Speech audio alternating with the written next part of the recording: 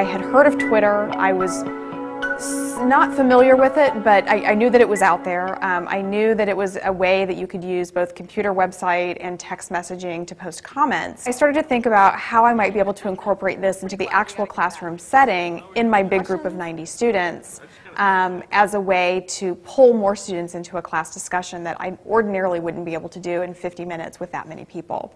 It's been really exciting because usually in classes like this you'll have 3 people that talk about the discussion material, and so to actually have 30 or 40 people at a time talking about it is really interesting, and then I can go back through the weekend and send them direct messages and ask them to probe kind of further and really think about the material that they've been reading.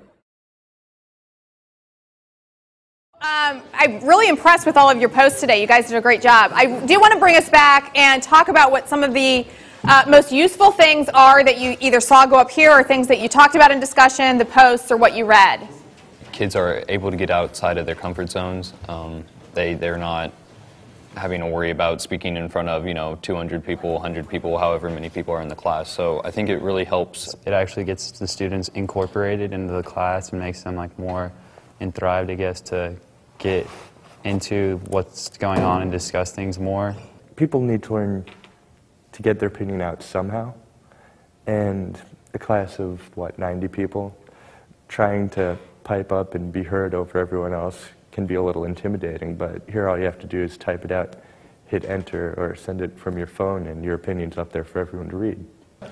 How you guys doing? We're okay. We're gradually losing faith in humanity. You're gradually losing faith in humanity? Yeah. All right, my work here is done. Yes. Yeah. Yes, we're talking about... we're putting stuff that college students are paying for to learn out on the internet, and that college students are researching out on the internet for other people to find. And I'm really big on Wikipedia and the ability for you to find whatever you need to know on the internet, and for us to put more history knowledge out there through intelligent discussion is pretty cool. The significant terms that we've talked about in our discussions, we'll tweet that, and so you can go back on it, and it's a pretty good study aid to look at what was most important with what we talked about that week. What I have seen is that nearly everyone participates in some way, either in class on their computers or cell phones, or they do their handwritten comments and give them to the TA, and she posts them after class is over. I don't have a laptop with me, so I'm using my phone. If you got 50 minutes, you don't have time to call on every single student, so this allows, for a lot of information to get sent in quickly. And I think it's actually probably better this way, because I know there's some kids where they would want to have something to say, but they're a little bit shy or standoffish, so they don't always give it. So this gives a better opportunity for people to still express their views on what's going on and what's being discussed. 140 characters does limit the types of comments that they're able to make and the types of evidence and argument that they're able to make to back up their opinions. And there are some issues that we're discussing in class that do require a more in-depth approach to explaining one's position. But on the other hand, oftentimes there's a lot of miscellaneous information that students think they need to throw in that kind of muddle up the idea that they're trying to portray.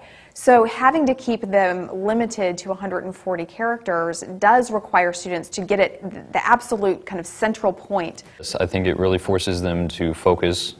I was traveling one week, and so the TA led the Twitter discussion in class, but while away in Santa Fe, New Mexico, I was able to log on to Twitter during our class period, during our class time, and follow the class discussion from another state.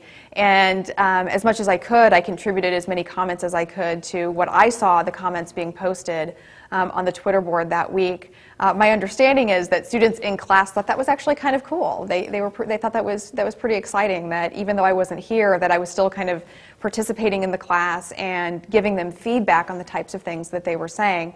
It was really useful for me too to kind of see how this works from afar. This is a very different format than your typical history discussion or history class format, and I had no idea how it was going to work. I think I remember saying, it's going to be messy, and I'm just going to have to come to grips with the fact that it's going to be messy, but messy doesn't necessarily mean that it's going to be bad.